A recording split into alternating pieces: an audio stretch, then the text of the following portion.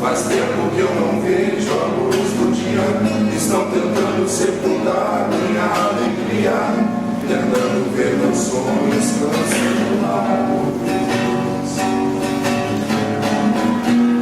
Lázaro ouviu a sua voz quando aquela pedra me morreu. Depois de 4 dias Muito obrigado, Silane. Uma boa noite a todos. Eu acho que eu vou me permitir ficar em pé, porque como professor eu não consigo falar sentado.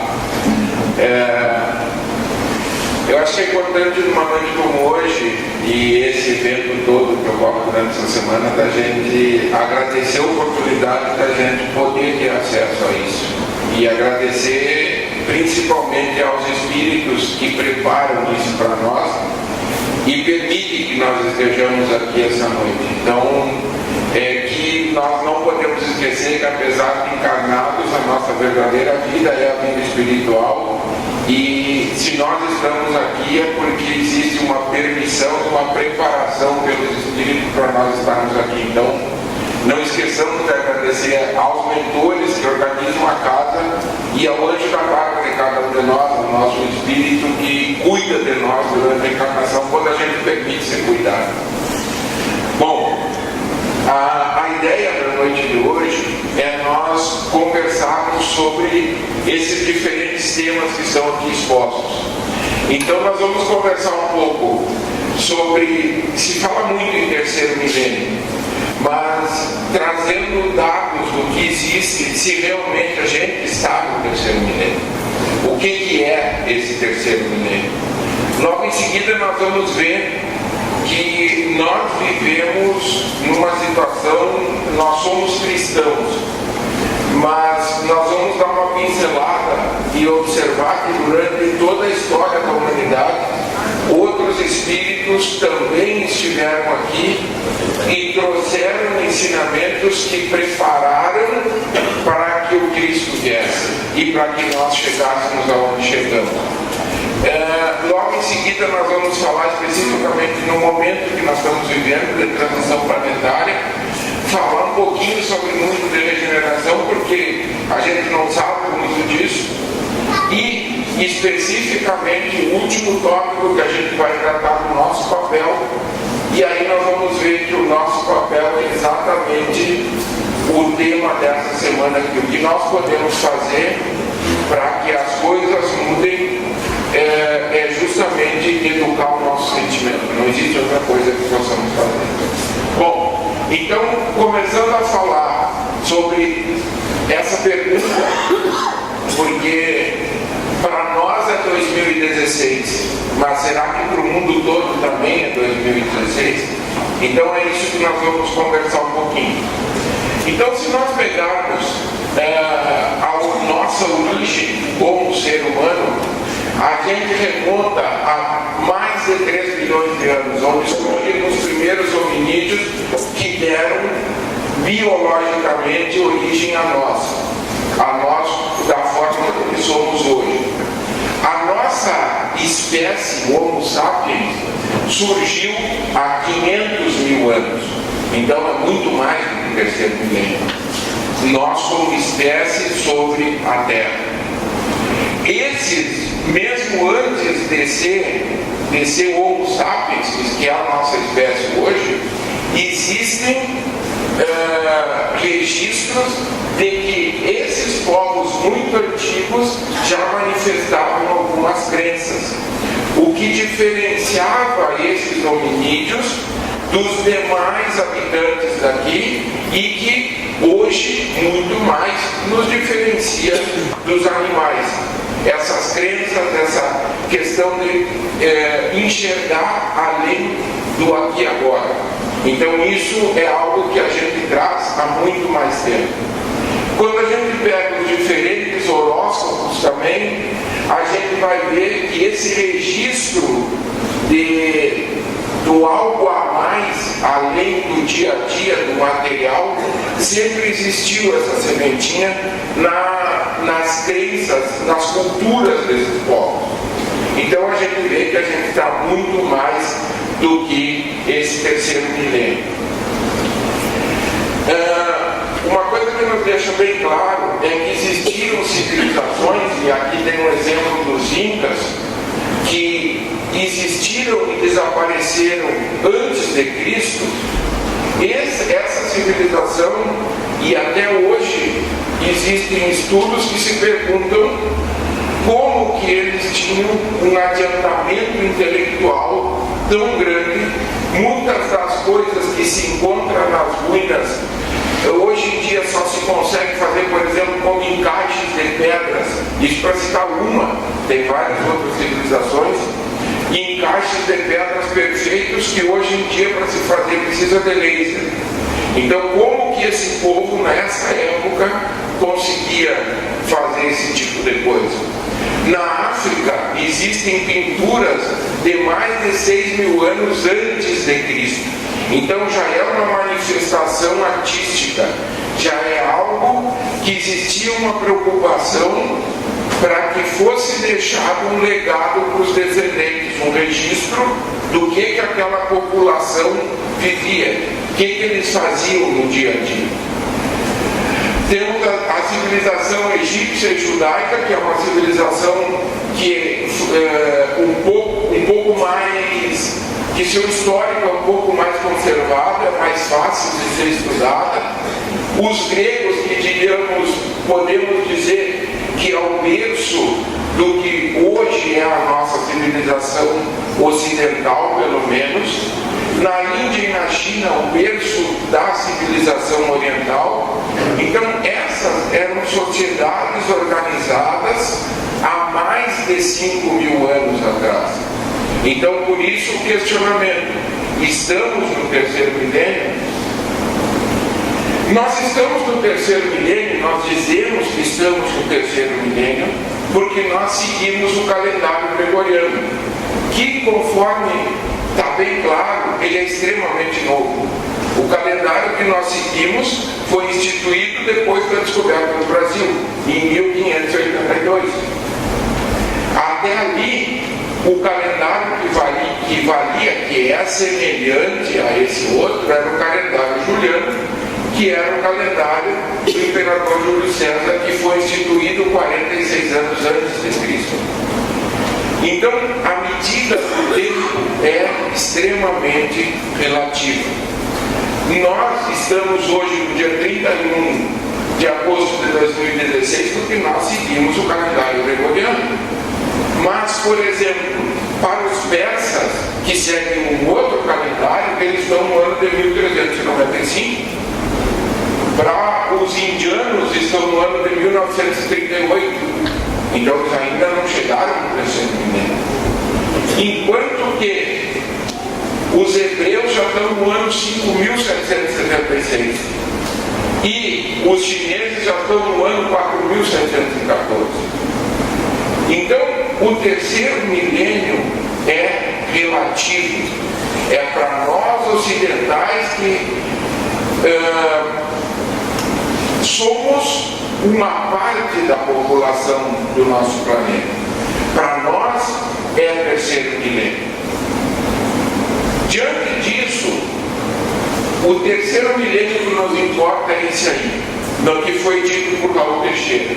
O terceiro milênio mais importante para nós espíritas não é aquele determinado pelo calendário, mas aquele estabelecido pelas nossas disposições interiores de mudança. Então, pouco importa em que ano a gente está. O que importa é a nossa disposição, voltando ao tema da nossa semana, para educar o sentimento.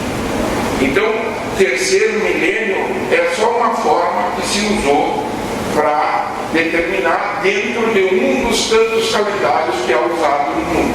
E ponto final. Então, nós estamos sim dispostos do nosso sentimento a estarmos nessa figura que chamamos de terceiro milênio.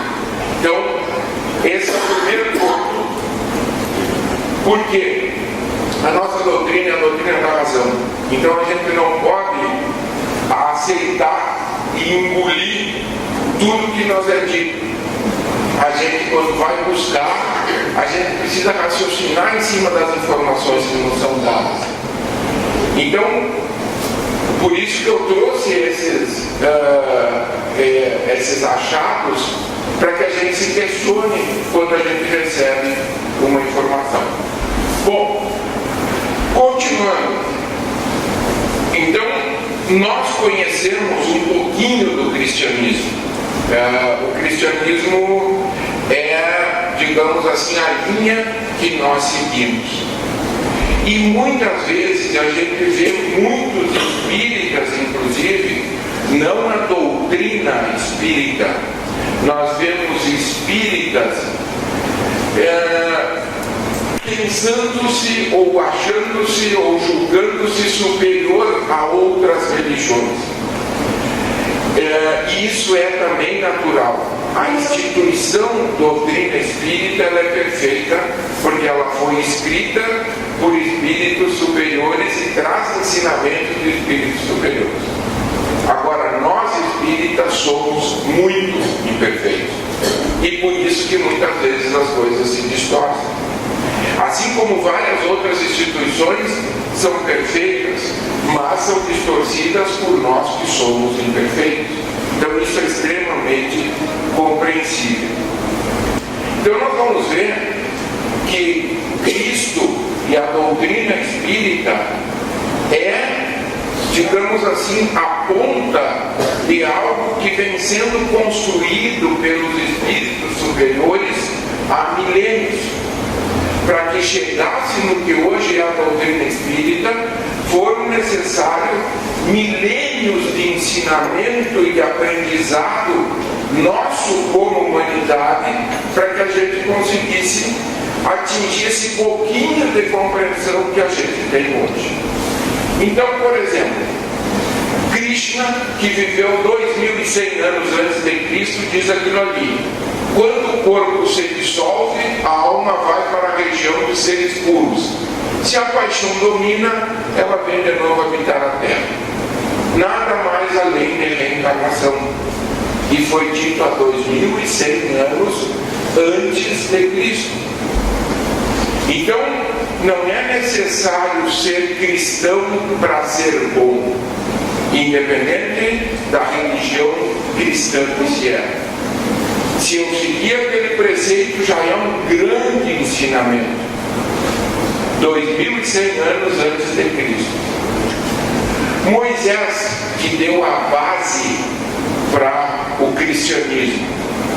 Moisés, que fundamentou o judaísmo, viveu em 1700 anos antes de Cristo. E Moisés teve que fazer o seguinte: se hoje a nossa sociedade está do jeito que está, imaginemos nós, nessa época, como é que a coisa era.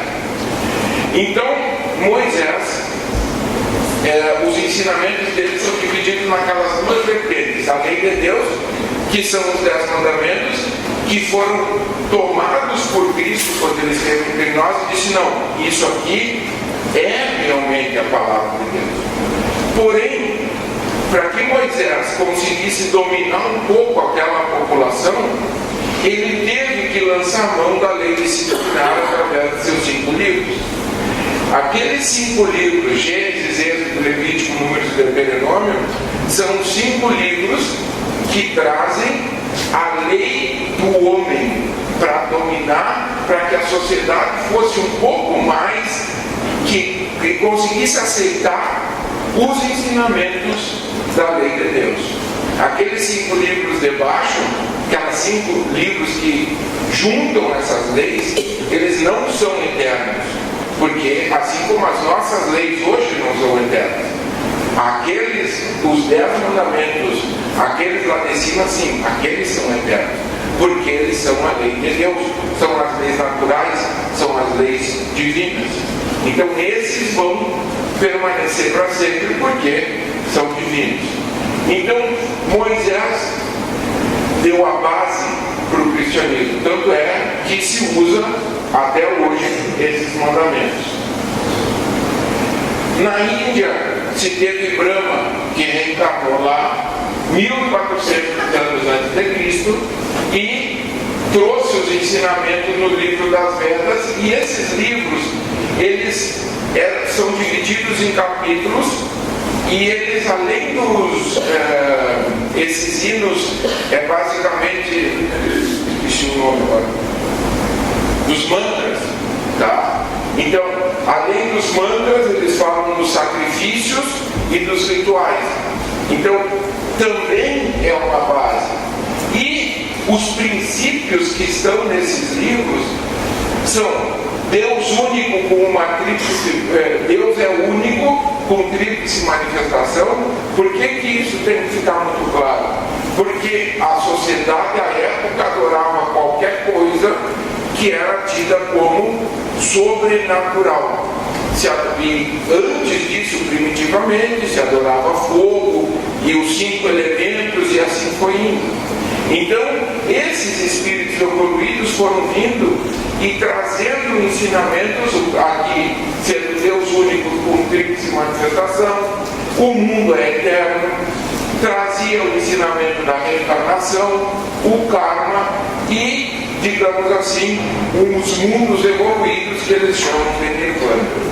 Então observem que nenhum desses ensinamentos é contrário ao que está escrito no Pentateuco de Allan Kardec, nos 5 livros que são a base da nossa doutrina. Então tudo isso está escrito lá e foi dito há 1400 anos antes de Cristo. O budismo, que é uma outra linha muito antiga, 700 anos antes de Cristo, e a função, a missão do budismo é colocar a humanidade no caminho da moral e da lei divina. E observem, nós estamos trabalhando com educação de sentimentos. E olhem aquela máxima budista ali: busca a iluminação e o resto lhe será dado por acréscimo. Só nós podemos fazer isso. O resto, se eu buscar minha iluminação, o resto é consequência da minha iluminação. Então, é um ensinamento budista que também é um ensinamento cristão, porque esses ensinamentos são divinos. Então não existe controvérsia. É lógico que o budismo, o brahmanismo, o judaísmo, existe uma série de outras situações que são agregadas para diferentes épocas, simbologias, misticismos, que, conforme nós vamos ver, um dos objetivos do Espiritismo é retirar isso, mas o principal são esses ensinamentos. Não é olhar o que é periférico. Se nós olharmos isso aí, nós vamos ver que todos esses espíritos vieram se complementando. Como uma coisa que se diz muito no Espiritismo: nada ocorre por acaso. E esses espíritos vieram reencarnando, cada vez acrescentando mais conhecimento na nossa humanidade. Já indo para a China, ou seja, observe que também aqui, eu não me ative muito à geografia, digamos assim, mas todos esses expoentes, esses espíritos evoluídos que tiveram, eles também não encarnaram só na América ou só na África, eles encarnaram no mundo inteiro, justamente para trazer ensinamentos para os diferentes povos. Por isso que eles foram espalhados no mundo todo. Então, o taoísmo, nos 600 anos antes de Cristo, nos diz o seguinte: da mesma forma que a água se modela dentro de um copo, o homem deve aprender a equilibrar o seu yin, que é a energia negativa, e o yang, que é a energia positiva, a fim de viver em harmonia com essa força universal, o Tao. Ou seja, o que nós buscamos? Quando a gente busca se conhecer, a gente busca olhar o nosso lado negativo e iluminar esse lado negativo. Porque sem eu enxergar o meu negativo, eu não consigo melhorar. Fazendo de conta que ele não disse, eu não consigo melhorar. E não é, isso é um ensinamento também de Cristo, mas ele é um ensinamento que foi trazido 600 anos antes de Cristo, já circulava entre nós, humanidade. Então, o conhecimento, e nós só chegamos aonde nós estamos porque isso foi gradualmente sendo construído. Confúcio, 550 anos antes de Cristo, ainda na China, prega essas 5 virtudes aí. E se eu trocasse lá, cristianismo prega essas 5 virtudes, serve também, porque são divinos: amor ao próximo, ser justo, ter comportamento adequado, ter consciência da vontade dos céus, cultivar a sabedoria e a sinceridade. Se a gente dissesse Cristo disse isso, também é verdade. Então, o conhecimento, ele vem sendo construído. E aí nós chegamos, digamos, no maior de todos esses espíritos evoluídos, que teve, e nós vamos falar um pouquinho mais sobre isso, que teve, desde a formação do nosso planeta, o papel de vir fazer o que ele veio fazer.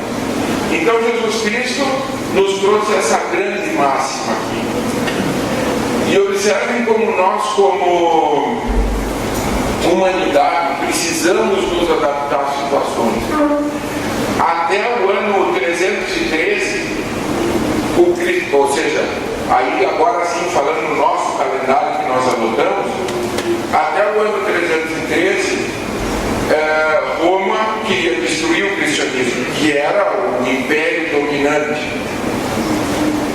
E aí existem também muitas críticas que dizem que os cristãos à época não deveriam ter cedido ao poder, porque em 313 foi quando aconteceu a associação do cristianismo com o Estado, ou seja, com o poder. E aí, meus irmãos, se isso não tivesse acontecido, isso deturpou muito o ensinamento, sim, é verdade. Mas se isso não tivesse acontecido lá atrás, a pergunta que fica é: os ensinamentos de Cristo estariam disponíveis para nós hoje? Depois de 2000 anos, teria sobrado alguma coisa, alguma história, algum escrito daquela época? Provavelmente não. Porque a gente sabe que todo mundo, e principalmente naquela época, que enfrenta esses poderosos, e naquela época era muito mais, ele simplesmente aquilo era eliminado. Então, bem ou mal, essa associação com o Estado serviu para manter esses ensinamentos até hoje. Deturpou os ensinamentos, volto a dizer, mas se não fosse isso, talvez tivesse sumido. Então não nos cabe julgar, o que nos cabe é viver o que nos é colocado. E finalizando essa questão do cristianismo, somente 1/3 da terra, da população da terra é cristã, os outros 2/3 não são. Então só nós estamos salvos, os outros 2/3 da terra vão desaparecer. Só nós prestamos, os outros 2/3 não. Os outros 2/3 seguem os ensinamentos que nós vimos até agora. Eles seguem, ou são budistas, ou são taoístas, ou são judeus, e assim por diante. Será que esses ensinamentos não servem também? Não seguem a lei de Deus? Então nós não temos o mínimo direito e muito menos razão de nos acharmos melhor que qualquer outra religião que segue qualquer um desses outros profetas, dentro dos ensinamentos puros. Então, não existe emblema religioso que nos torne melhores ou piores.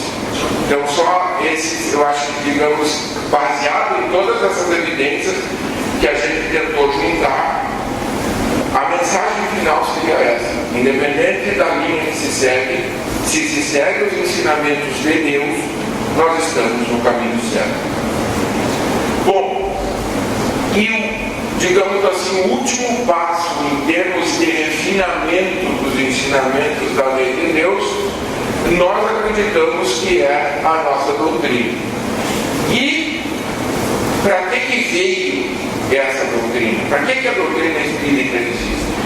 Primeiro, para desmistificar, tirar toda essa coisa do que a gente não enxerga é sobrenatural, tirar toda essa questão de simbologias, etc. Então, o Espiritismo explica o mundo espiritual e as suas relações com o mundo material. Então, tudo faz parte. É tudo uma coisa só. Basta eu querer enxergar isso. Um outro papel importante do Espiritismo, que também nós estamos buscando fazer essa noite, é a racionalidade. Desenvolver, completar e explicar o que foi dito de forma alegórica por Jesus. Por quê?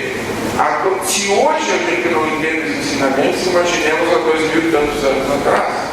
Então muita coisa foi dita como parábola, como história, que não podia ser explicitada, porque senão também esse conhecimento se perderia para chegar até nós.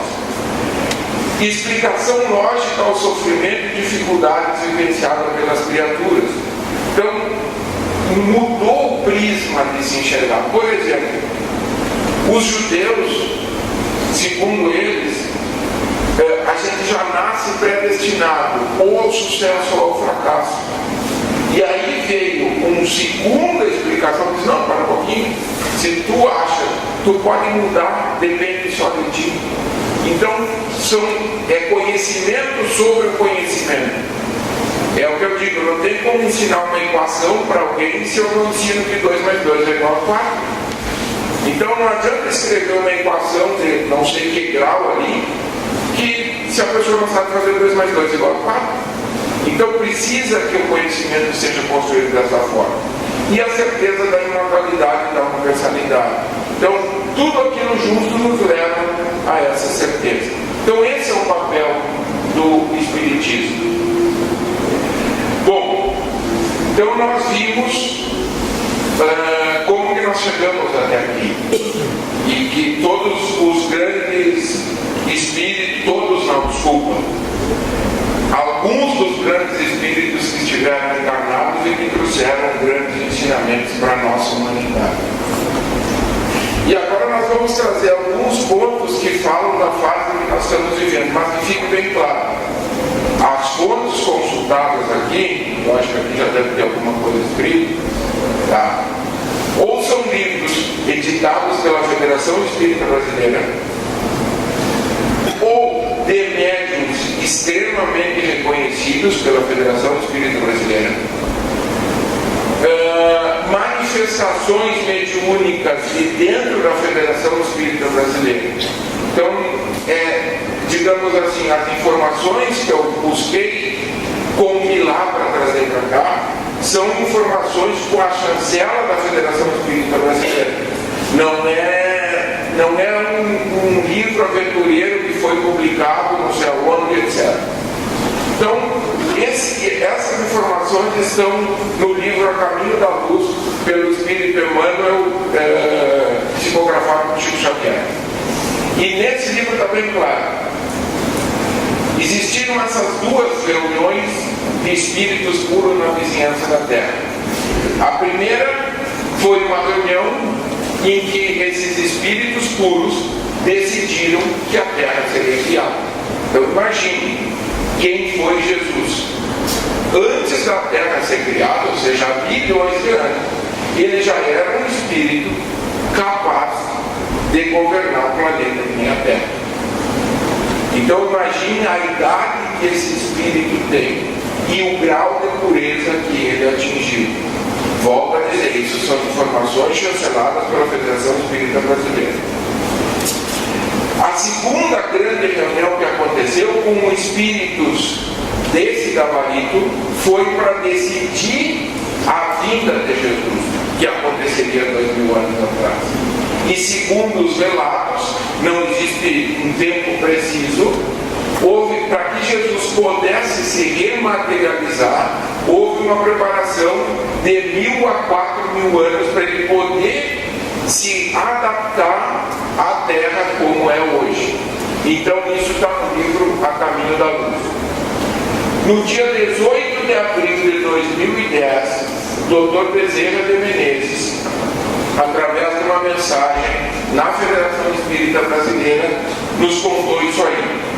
Primeiro, que nessa nossa época agora, estão reencarnando dois grupos de espíritos, alguns esclarecidos e outro em processo de reajuste espiritual, que demonstra basicamente o que a gente vê e está vendo cada vez mais na nossa Terra. Que a partir de agora vai haver uma aceleração de trânsito entre os dois planos, dos desencarnados para os encarnados, e coletividade de reencarnados retornarão à verdadeira pátria. Isso foi dito por Dr. Bezerra de Menezes em 2010, e é exatamente o que a gente vê hoje. E o objetivo é tirar o desespero de quando acontecem essas coisas.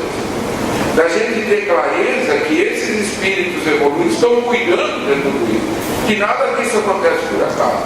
Não é porque dá um terremoto que desencarnam 200, 300 mil pessoas, é que isso é algo que é o fim do mundo. Não é.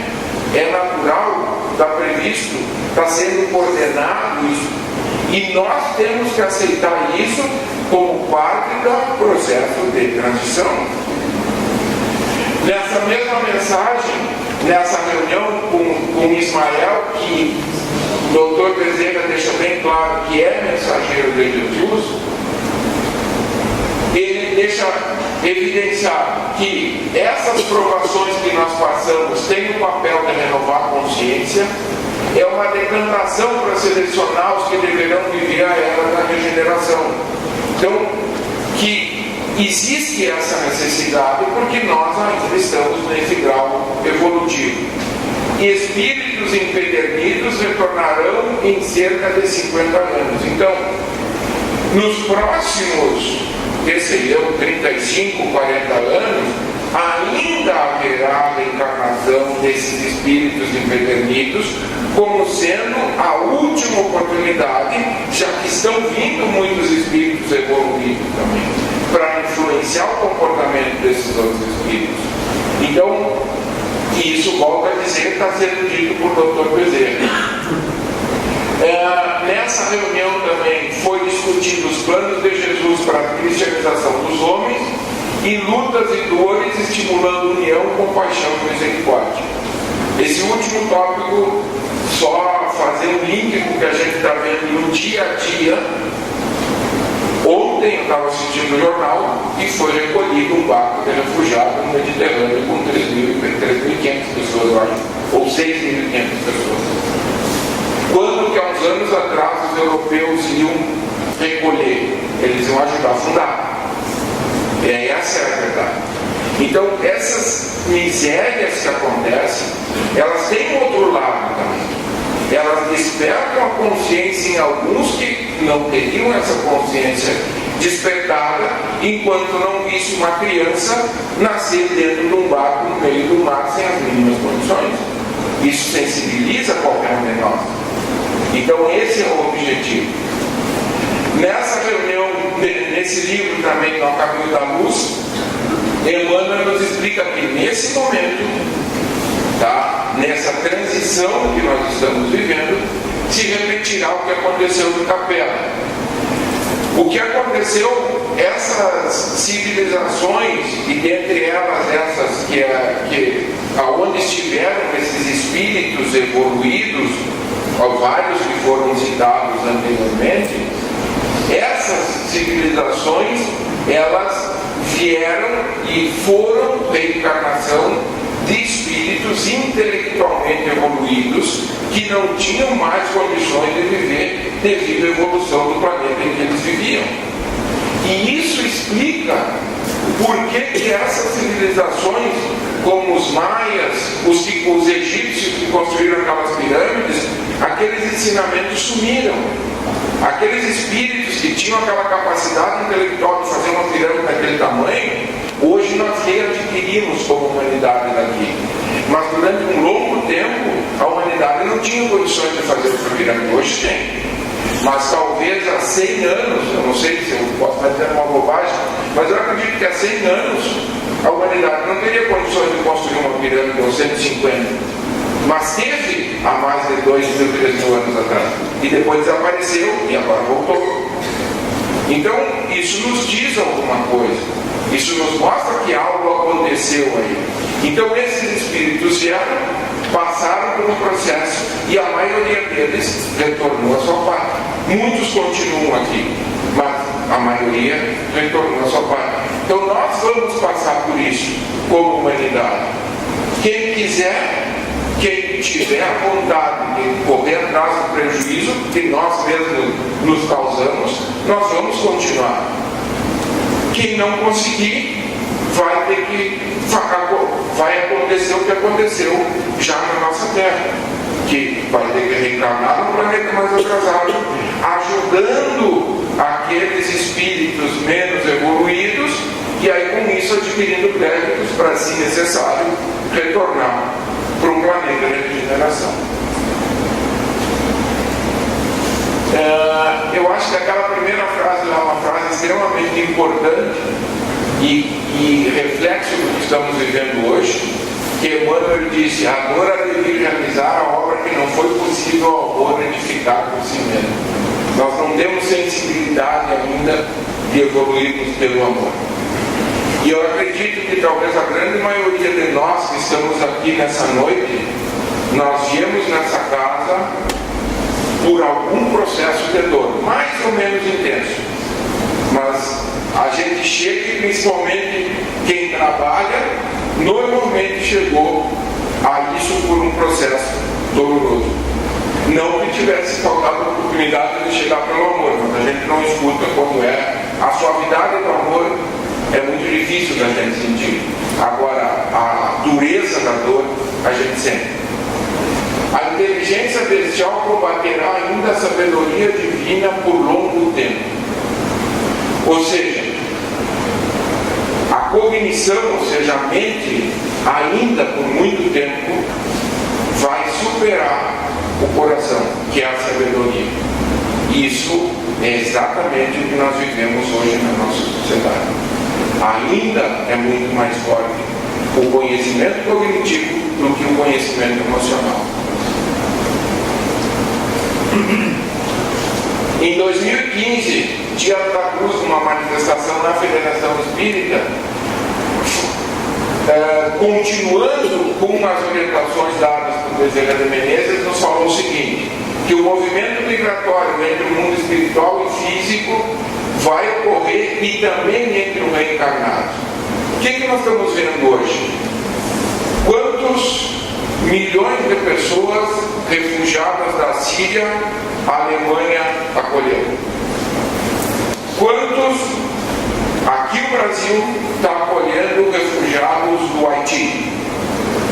E assim como em diversos outros países do mundo, a miscigenação das raças, o Brasil já vê isso, mas países que eram extremamente segregados, hoje em dia está tudo se misturando. Não existe mais só vai casar o japonês com o japonês, o chinês com o chinês e assim por diante. Não existe mais isso, como existia há pouco tempo atrás. Eu tive colegas de faculdade que eram holandeses e que na comunidade deles só podiam se casar entre eles. Isso em 1990. Hoje em dia isso não acontece mais. Então essa miscigenação ela é importante para aproximar os indivíduos das diferentes culturas, miscigenar material genético, aumentar a homogeneidade biológica, cultural e espiritual da humanidade e auxiliar na transformação moral. Eu vou me permitir contar uma historinha muito rápida aqui, que eu sei que o nosso tempo está correndo, mas a visão que nós temos aqui dos muçulmanos é uma visão que a gente vê as pessoas se explodindo no jornal. Essa é a visão que a gente tem do muçulmano. Só que quando a gente tem a oportunidade de conviver com muçulmanos e ver o que são os muçulmanos, isso desmancha.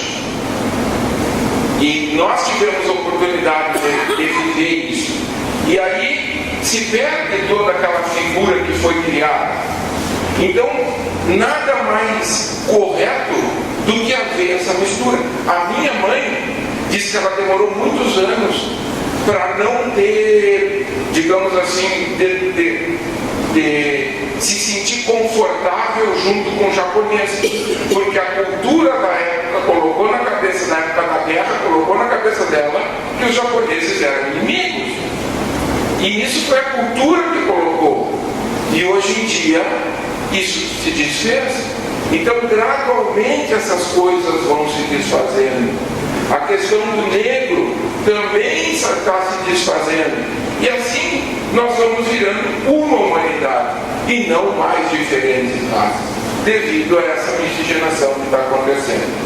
E nesse período vão se preparando, devido a essa miscigenação, preparando-se lideranças positivas. E o Dr. Bezerra, em 2015, é bem pontual em nos dizer isso aí. A Europa e os Estados Unidos têm o papel de fazer essas investigações profundas nas diferentes áreas do conhecimento.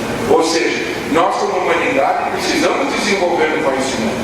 Enquanto que a América do Sul vai ter o papel, está tendo o papel do surgimento do bem com a contribuição da Europa e da Ásia caracterizado pelo amor. E isso é bem claro, quando se convive com as populações do norte, eles têm pouca amorosidade, eles são muito corretos, muito certos. 1 mais 1 é sempre igual a 2, não é nem 1,5 e nem 2,5, 1 mais 1 é igual a 2 e pronto. Mas isso faz com que eles tenham retidão. Agora, a amorosidade, esse calor que nós temos aqui, é difícil para eles, é muito difícil. Abraçar um gringo quando tu conhece ele fica sem saber o que fazer, ele se sente totalmente incômodo. E se tu dá um beijo, então aí sim, aí terminou a pessoa. Nós, isso é natural, tu conhece uma pessoa, dá um beijo, pronto, é natural, é normal, faz parte da nossa cultura. Porque nós temos isso, e é o que os espíritos estão nos dizendo. Existe também, eu não vou me ater muito, mas Divaldo traz esse conceito das crianças índigo e das crianças índigo e cristal, que nada mais são do que espíritos mais evoluídos que nós. Ele traz isso para a gente, como pai, saber lidar com essa gurizada que está vindo, que não é fácil, mas está aí para isso. Então, dentro de tudo isso, o Espiritismo tem, durante esse período de transição, tem o papel de identificar. Isso aqui é muito importante, a questão da cognição e da amorosidade. Penetrar a alma dos espíritos, pois tem sido muito mais fácil penetrar o cérebro. É muito fácil a gente entender o ensinamento espírita, é muito difícil a gente vivenciar o ensinamento espírita. A cabeça a gente, só que sem a gente entender a gente não vivencia. O primeiro passo é a cabeça, senão não tem jeito. E evangelizar sem pieguismo, sem ficar com conversa mole. É assim, porque A mais B, e explicar como é que é. Sem apelar para excesso de sentimentalismo. O sentimento é importante, é amor, mas ele vem no momento certo. E não é a base dessa educação piega. A base tem que ser o conhecimento. E o amor surge, e aí ele surge sólido. Ele não é aquele pieguismo que se desfarela na primeira dificuldade que se tem. Bom, eu vou ter que ir um pouco mais rápido, porque o tempo está passando e a gente vai ficando cansado de ouvir falar. A ideia agora é passar rapidamente por o que é o mundo da regeneração. Esses 4 tópicos está escrito, não sei qual dos livros, alguém lembra qual é o livro que está aqui certo, o mundo da regeneração? Se é a Gênese, eu acho que é a Gênese, né? Não lembro. É a Gênese, né? Tá, então na Gênese isso aqui está escrito, é simplesmente 4 que está lá na Gênese. Tá? São as características do planeta da regeneração. Tá? Bom, que é para onde nós estamos agora nesse período mais. Transição desde que nós nos tornamos mundo primitivo, a gente está em transição para o planeta da regeneração. que ainda não chegamos, só que agora digamos, é a fase mais aguda dessa transição.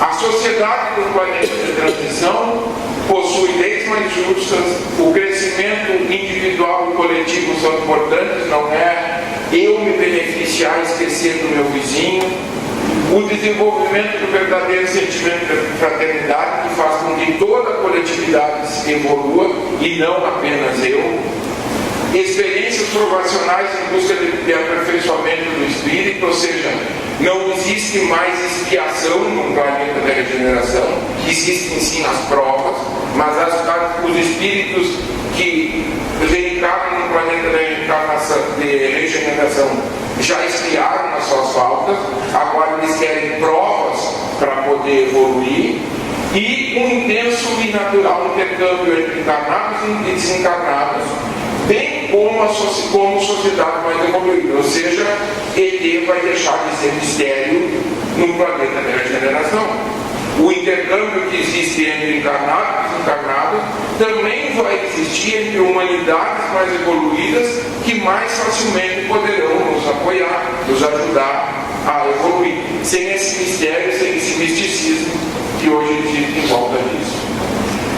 As religiões, diferente do que é pregado por alguns, vão existir várias vertentes de acordo com o grau de entendimento do espírito. Os ensinamentos são únicos, mas são várias graduações que se adaptem melhor a cada um dos espíritos. Sentimento de respeito entre o grupo, sem intolerância que caracteriza muitos atrasos, e equalização de conhecimento, o ensinamento da vida eterna sem misticismo nem teísmo. Ou seja, nós vamos ser todos mais parecidos, mais semelhantes, mais capazes, menos diferença entre o mais capaz e o menos capaz. Vai existir variação, tanto é que vão existir diferentes vertentes, mas a distância entre o máximo e o mínimo vai ser bem menor, nós vamos ser mais homogêneos. A vida moral no planeta de regeneração, consciência crítica e participativa, educação intelectual, moral e filosófica, ou seja, hoje nós estamos basicamente aqui, no nosso nível, a educação é intelectual, as outras duas educações gradualmente estão se fazendo, mas é difícil ainda. A família ainda continuará sempre como a célula máter da amorosidade, da onde a gente vai colher esse amor para levar durante a nossa encarnação. Distribuição justa de renda, caridade como regra de conduta, e menos materialidade e menos sofrimento, que são sinônimos. Quanto menos material, menos sofrimento. O sofrimento está muito relacionado ao material. Última parte, e mais importante, poderia eu dizer. Toda essa conversa que eu enchi a paciência de vocês até agora foi para que nós tentemos nos convencer disso aqui. Baseado em tudo isso que a gente falou, até onde nós estamos, o que nós podemos fazer com a consciência de que esses ensinamentos vêm sendo deixados para nós há milênios, com a consciência que nós estamos numa fase aguda de transição, o que me cabe nisso tudo? Ficar sentado olhando? Sair? O que eu preciso fazer? Então, o que os Espíritos nos dizem? Joana de Ângeles, cada qual se torna responsável por analisar e desenvolver as potencialidades que lhe são inerentes. O autoconhecimento é o grande desafio contemporâneo de todos os seres.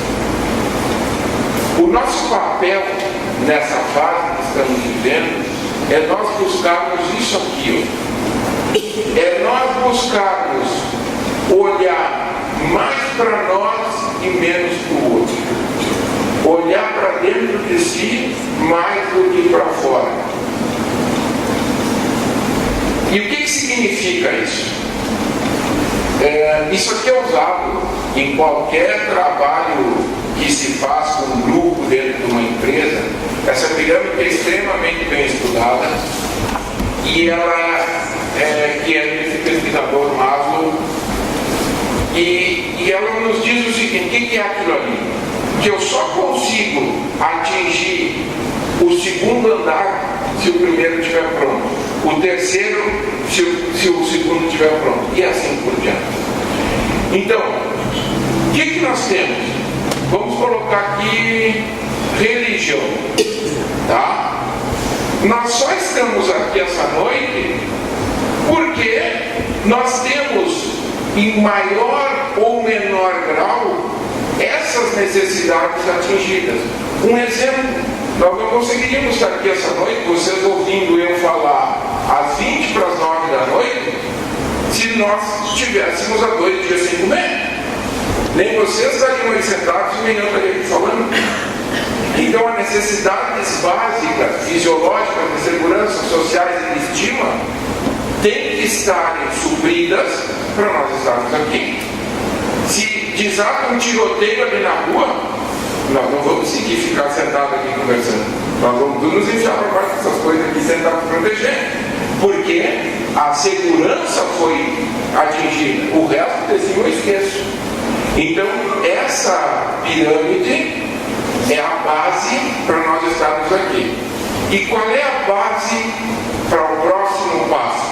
É o que se conhece por meta-necessidades. As meta-necessidades são as necessidades da alma, que, enquanto esquecidas ou não abordadas, continuam sendo motivo de conflitos e neuroses. É acima daquela pirâmide, é depois dela. É o que está por trás daquela pirâmide. Então, o que nos é chamado, o que nos é pedido hoje, é para que nós cheguemos e trabalhemos com isso que está aí. Joana de Ângeles aí, e tá, tudo bem, muito bonito, legal. E agora? O que eu faço para chegar nisso aí? Porque é bonitinho falar. Agora, pelo menos, uma orientação de como eu vou chegar nisso. O papel é fazer meu. Agora, eu tenho que, pelo menos, alguém tem que me dizer, olha, sai pela porta, ali, dobra à esquerda. A ideia, se eu vou fazer o caminho, é a responsabilidade minha. Então, como que eu vou atingir isso? Joana de Ângeles nos diz o seguinte: autodescobrimento. Não apenas a identificação das suas necessidades, que são aquelas que estão ali atrás, que a gente falou da pirâmide, mas principalmente da sua realidade emocional, das suas aspirações legítimas e reações diante das ocorrências do cotidiano. Resumindo, é eu prestar atenção em mim. O que acontece comigo quando tal coisa acontece no meu dia a dia? Coisa simples. Quando eu me acordo, quando eu estou tomando café, quando eu vou para o trabalho, quando eu estou em casa, quando eu vejo tal cena, quando eu vejo outra cena, o que está acontecendo dentro de mim? Então, isso é nós começarmos a trabalhar as nossas meta-necessidades. Jung, que viveu encarnado até 1961, nos diz o seguinte: o homem gosta de acreditar-se senhor da sua alma. Isso a gente se acha os melhores, não eu que mando em mim, só que não. Mas enquanto for incapaz de controlar os seus humores e emoções, ou de se tornar consciente das inúmeras maneiras secretas pelas quais os fatores inconscientes se insinuam nos seus projetos e decisões, certamente não é seu corpo. Resumindo, enquanto o nosso ego mandar em nós, nós não somos donos de nós. Enquanto a única forma de nós sermos donos de nós é quando quem nos governar é o nosso eu e não o nosso ego. O ego está ligado no automático. O ego é o que reage sem avaliar, é o que reage baseado em experiências anteriores. O ego é o que não me deixa amar uma pessoa porque uma outra pessoa antes me fez sofrer. O meu ego não me deixa amar outra pessoa. O meu eu não. O meu eu quer sempre amar, mas o meu ego não me deixa amar porque ele sabe que se eu amar eu vou risco de sofrer e ele não quer sofrer. Bueno, até aí muito bonito. Acho que é o último slide. Tá? Como nós fazemos isso? A atitude introspectiva torna-se uma ferramenta valiosa, isso aqui por Jung também, na qual, buscando avaliar o conteúdo psíquico que se exterioriza, o ser torna-se responsável por modificar tudo aquilo que encontra em desarmonia. Então, ponto número 1, ninguém é responsável por me harmonizar. Ah, não, eu achei uma pessoa agora que eu vou viver, ela me ajuda, quando eu estou com ela, eu estou nas nuvens. Mentira. Está transferindo responsabilidade. Daqui a pouco vai na coisa ruim. Tá? A meditação, sem nenhuma vinculação filosófica específica, é sugerida como forma de criar o saudável hábito de tornar-se observador de si mesmo e das suas manifestações. Então, resumo de tudo, para que a gente se conheça, para que a gente enxergue o nosso ego, que está sempre muito bem escondido, só a gente parando e meditando. Meditar não é pensar. Meditar é esvaziar, é não pensar. Quando a gente não pensa, a gente sente. Quando a gente pensa, a gente não sente. Então, é difícil para nós, principalmente nós ocidentais, é muito difícil a gente parar a cabeça. Mas a gente tem que tentar. Depois de 4, 5 anos, a gente consegue ficar um pouquinho sem pensar. 4, 5 anos. Não é fácil ficar sem pensar. E assim, eu falo 4, 5 anos quando a gente se esforça muito, porque senão leva mais tempo. Então eu não posso achar que hoje eu vou resolver meditar e vou atingir, como dizem os budistas, o nirvana amanhã. Não. Para atingir esse vazio, esse vazio que os orientais falam, é o vazio que não é vazio, é um vazio onde está tudo, digamos assim, é tudo, mas ao mesmo tempo não tem nada. Vocês vão sair daqui achando que eu sou meio louco, mas é assim. Tá? É assim que são as coisas. Quando se consegue, depois de vários anos, sentir um pouquinho do que é esse vazio, a gente vê que no vazio estão todas as coisas. Enquanto que quando a gente está com a cabeça funcionando, nada existe. Então, era isso que eu tinha para trazer para vocês. Na verdade, não eu, tá? Tudo isso, como falei, são ensinamentos que estão por aí. Simplesmente juntei com tudo e trouxe, tá? Muito obrigado pela atenção.